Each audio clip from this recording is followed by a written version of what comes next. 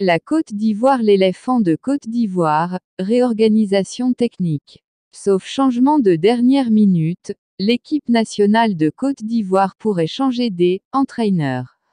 En effet, après son élimination prématurée et insupportable des phases finales de la Coupe du Monde face au lion indomptable du Cameroun, l'entraîneur Patrice Baumel pourrait céder sa place au mythique coach venu du Poro, Yeo Martial.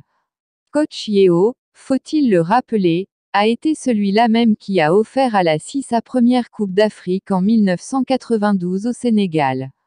Avec son système de jeu appelé « système tabouret », par les spécialistes du ballon rond, coach Yeo est aujourd'hui l'un des plus grands entraîneurs d'Afrique.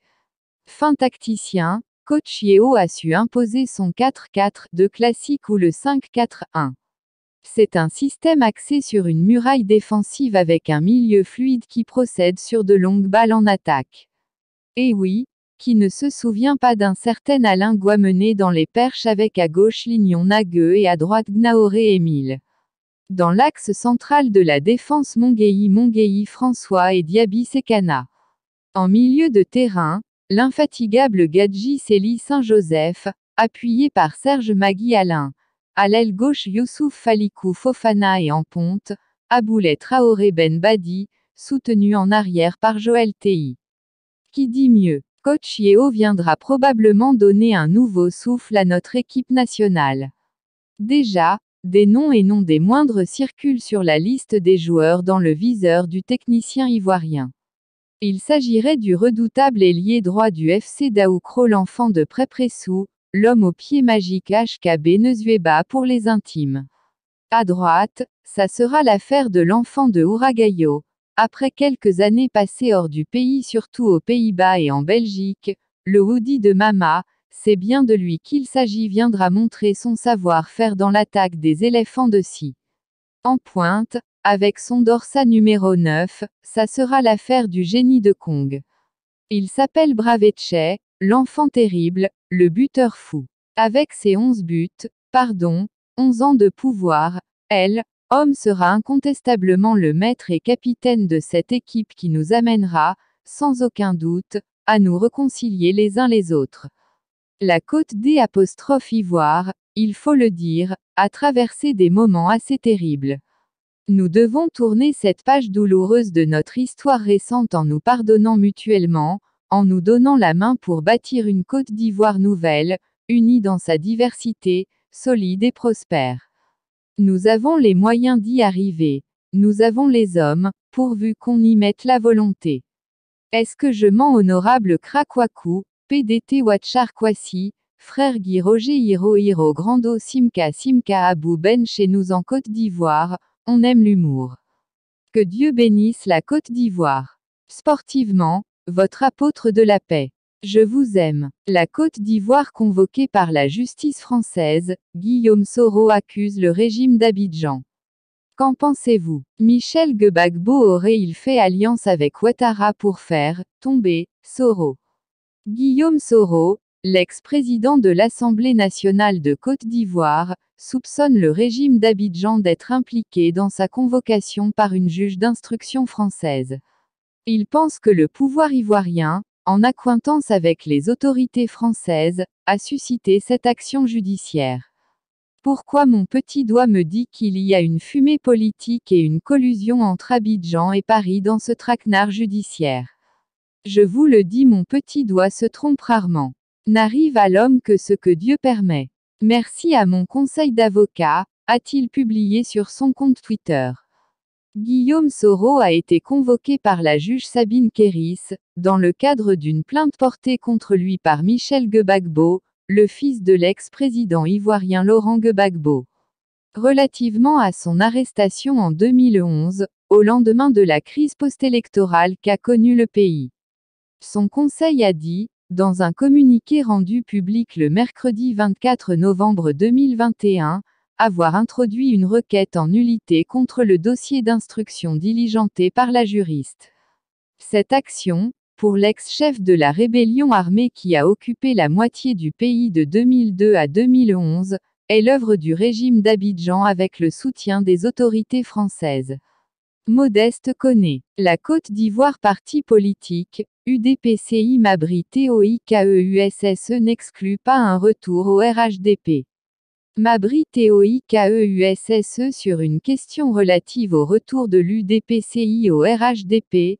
J'ai des amis au RHDP, j'ai des contacts avec le président Ouattara. C'est un aîné, il l'a été avant d'être président de la République et continue de l'être. Ce que je voudrais dire, c'est que lui et moi, nous n'avons pas discuté des questions de fonctionnement du RHDP depuis ma sortie de ce parti. L'objectif d'un congrès, ce n'est pas une alliance politique, ce n'est pas un retour à une organisation. Mais si les congressistes décident que ce point doit être à l'ordre du jour, nous en débattrons et nous prendrons une décision. Pour le moment, je ne peux pas anticiper pour dire que les conclusions de notre futur congrès doivent être ça, non pas du tout, crédit, sans réserve NCI, cet Ivoirien qui n'a rien à faire et puis il suit vos mots d'ordre bidon là, politicien flafla. Affaire Soro-Guillaume convoqué à Paris par Michel Gbagbo, Dr Hugues Évrard DOHO parle de poursuite POLITICOJUDICIAIRE. Loin de toute émotion, il faut dire que cette convocation revêt une connotation pluridimensionnelle complémentaire, tout simplement un acte politique judiciarisé. Le père et le fils sont-ils en parfait désaccord sur le dossier Guillaume Soro? Sinon, comment comprendre que pendant que le père insuffle au chef de l'État le retour de Guillaume Soro, le fils quant à lui, par le biais de sa double nationalité actionne la justice française contre ce dernier? Cette action qui dans un contexte différent serait empreinte de sens trahit les convictions troubles de nos leaders politiques. Un deal politique ne couvre-t-il pas cet acharnement national et international contre Guillaume Soro? Peut-être le prétexte légitime pour faire sortir le fugitif de sa tanière. Je parlerai d'incongruité politico-judiciaire qui n'honore en aucun cas le président Laurent Gbagbo quand on sait les réserves émises par l'homme à l'égard de l'impérialisme occidental. Cette action gagnerait en crédibilité si elle était orientée en direction de la CPI et non vers la justice française qui chercherait coûte que coûte à mettre la main sur un élément gênant.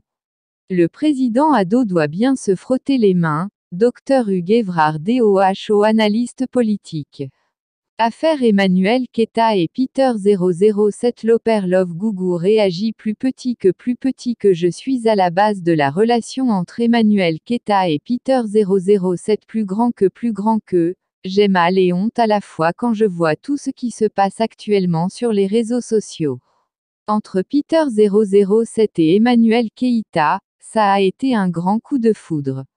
Ils ne se sont pas aimés par intérêt. Personne n'attendait quelque chose de l'autre. L'amour est venu comme ça. Je demande aux internautes, surtout aux abonnés de Emmanuel Keita, de faire taire ce buzz. S'il aime bien Emmanuel Keita, qu'il passe à autre chose. S'il aime Emmanuel Keita, alors qu'ils arrêtent. Contrairement à Peter 007, Emmanuel Keita est une femme. Donc, traîner son nom partout sur la toile, ce n'est pas une bonne chose. Peter 007 est comme un petit frère à moi. Quand l'affaire a éclaté, je suis rentré en contact avec lui. Il m'a fait certaines confidences qui, je l'avoue, ne sont pas bonnes à entendre. Peter 007 est un cyberactiviste. Il s'en fout. Alors, je demande aux administrateurs de Emmanuel Keita de mettre bas à terre s'il aime réellement Emmanuel Keita. _. Côte d'Ivoire, Alain Donwahi, le ministre des Eaux et Forêts, dans de sales draps. Un rapport de la Direction générale du renseignement stratégique DGRS, du ministère de la Défense a épinglé des hauts cadres et proches du ministre Donwahi. Dans le cadre lutte contre le blanchiment d'argent et l'exploitation illégale des essences forestières dans le 8e parallèle en Côte d'Ivoire, la Direction générale du renseignement stratégique du ministère de la Défense a infiltré un réseau de fraudeurs et souhaite faire ouvrir une enquête judiciaire en collaboration avec la section de recherche à cet effet. Des premières investigations, il ressort que le Lt-colonel Koulibaly Kader, commandant la brigade spéciale de surveillance et d'intervention, sur instruction de sa hiérarchie, délivre des mains levées à des opérateurs économiques chinois, libanais, moyennant de fortes sommes. Les dites sommes sont convoyées hors des régies financières et vers des destinations inconnues.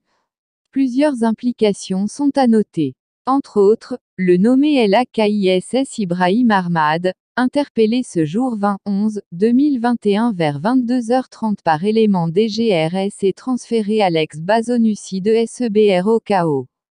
La Côte d'Ivoire communique du collectif des avocats. Les avocats de M. Guillaume Soro déposent une requête en nullité contre le dossier d'instruction diligenté par Mme Sabine Kheris le 24 novembre 2021. Mme Sabine Kheris, juge d'instruction, a souhaité convoquer M. Guillaume Soro en vue d'une audition, dans le cadre du dossier ouvert à la suite des accusations formulées par M. Michel Gbagbo relatives à son arrestation le 11 avril 2011 à la résidence présidentielle.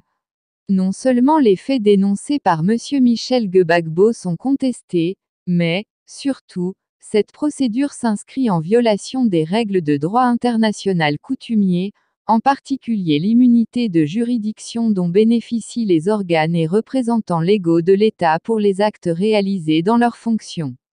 Cette position est partagée par le procureur de la République de Paris, M. François Molin, qui a classé sans suite la plainte de M. Michel Gbagbo, le 19 mars 2012, en rappelant que « les faits dénoncés entrant dans le champ d'application de la règle d'immunité et ne sont par conséquent pas légalement susceptibles de poursuite devant les juridictions pénales françaises ». C'est également la position du vice-procureur de Paris, Madame Marie-Josée Delambilly, qui a pris des réquisitions de refus d'informer à la suite de la constitution de partie civile du plaignant, le 25 janvier 2013, au motif que « les juridictions françaises ne peuvent apprécier la validité, ni le bien fondé des décisions des représentants de l'État en exercice qui relèvent de leurs fonctions régaliennes et qu'il y a donc absence d'infraction ». C'est enfin la position de la Cour de cassation et de la doctrine, qui rappelle toutes deux depuis l'arrêt du 19 janvier 2010 rendu dans l'affaire du naufrage du Djoula, que « la coutume internationale s'oppose à la poursuite des États devant les juridictions pénales d'un État étranger ». Elle s'étend aux organes et entités qui constituent l'émanation de l'État ainsi qu'à leurs agents en raison d'actes, et l'émission d'une convocation, ou d'un mandat d'arrêt, contre le bénéficiaire d'une immunité, constitue une violation des obligations juridiques pesant sur la France en vertu du droit international. En conséquence, et conformément aux positions du ministère public, de la Cour de cassation et de la doctrine, M. Guillaume Soro considère cette convocation illégale, et entend rappeler qu'il ne souhaite pas être à l'origine d'une jurisprudence permettant aux magistrats instructeurs de méconnaître les règles d'immunité dont bénéficie le Premier ministre à raison d'actes commis dans le cadre de sa fonction. C'est pourquoi, les conseils de M. Guillaume Soro ont déposé ce jour une note par devant le magistrat instructeur aux fins d'obtenir un non-lieu, et déposeront une requête en nullité afin d'obtenir l'annulation de l'ensemble des actes de procédure pris en violation de l'immunité de l'ancien Premier ministre. Fait à Paris, le 24 novembre 2021 pour le collectif Afoussi Bamba, docteur en droit avocat à la Cour Robin BINSARD, avocat à la Cour Charles Consigny, avocat à la Cour Emmanuel Daoud, avocat à la Cour Mise-Jour. Cette photo a été prise à Paris un mercredi du mois d'août 1989 au domicile de Mr Valentin Liabi, jeune frère du ministre Liabi, où Laurent Gbagbo venait d'avoir une réunion politique. À la fin de la réunion, Madame Augustine Liabi, épouse du ministre Liabi, qui passait des vacances chez son beau-frère Valentin, a pris la photo que voici avec Laurent Gbagbo. La dame sur la photo est donc l'épouse du ministre Liabi Douayoua. Voici l'histoire de cette photo qui doit mettre fin au commérage sur la toile. Côte d'Ivoire. Brogrejbe parle de Hawa et Oura, pourquoi on attend la mort pour sortir de l'argent. Ça me permet de parler de Hawa Eoura, notre consoeur. Elle est très malade. Personne ne va lui donner de l'argent. Mais vous allez voir, je ne le souhaite pas, mais si ça se passe mal, vous allez voir des millions qui vont sortir. C'est maintenant qu'il faut sortir les millions parce que c'est quand même une grande professionnelle des médias. Je ferai une déclaration pour cela. J'ai pris des huissiers de justice parce que je ne veux pas toucher à l'argent. Hawa Eoura est très malade, il faut s'occuper d'elle. Rififi à ACIPULCHERIE et ses camarades s'accusent au lendemain de la cérémonie de lancement du programme inclusif pour la réconciliation nationale initié par l'ONG Alternative Citoyenne, ACI, des grincements de dents se font entendre. Le 18 novembre dernier, sous l'impulsion de Dame Pulcherie Geballet, présidente de la plateforme de la société civile alternative citoyenne, ACI, s'est tenu dans la somptueuse salle du Radisson Blu Hotel, le lancement d'une initiative dénommée « Programme inclusif pour la réconciliation nationale ». À cette cérémonie hautement salutaire, étaient présents plusieurs acteurs de la politique, de la société civile et hommes d'affaires ivoiriens qui ont pour intérêt commun la réconciliation nationale. Toute œuvre humaine n'étant pas parfaite, voilà qu'au lendemain de cette cérémonie, plusieurs vice-présidents de la plateforme ACI élèvent la voix pour protester contre la violation des textes qui régissent leur mouvement par la présidente Pulcherie Geballet. Nous nous indignons et protestons vigoureusement contre cette manière cavalière et solitaire de notre camarade Pulcherie Geballet de prendre des décisions au nom de l'ACI qui est une fêtière dirigée par un présidium. À l'ACI, nous sommes tous présidents au même titre. Nous ne comprenons donc pas pourquoi elle prend des initiatives et décisions sans consulter les autres membres. Nous l'invitons à se ressaisir et à venir à la table de négociation.